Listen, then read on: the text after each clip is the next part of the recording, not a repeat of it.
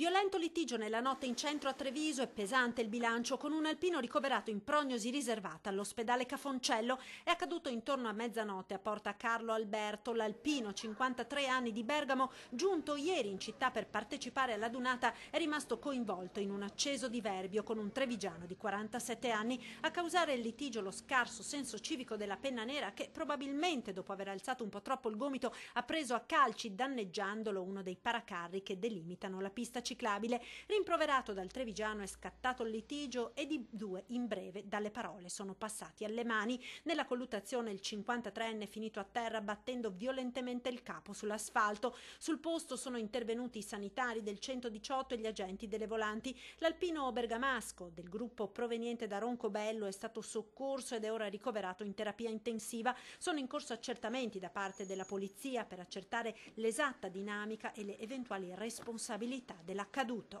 Ma non è questo l'unico episodio che ha funestato quest'inizio di adunata. Dopo i furti di ieri a San Liberale, anche questa notte si sono verificati altri colpi negli attendamenti spontanei delle penne nere nella prima periferia della città. Rubate cibarie, ma anche qualche oggetto di maggior valore lasciato nelle auto parcheggiate. Gesti duramente condannati dal governatore Zaia, che parla di pene esemplari per gli sciacalli. C'è sempre qualche disgraziato, qualche lazzarone, qualche delinquente che pensa di approfittare della calca e del fatto di passare ovviamente ignoto con questi fatti. Io direi che ci vogliono punizioni esemplari, perché questi sono degli sciacalli, sono gentaglia che comunque dobbiamo punire.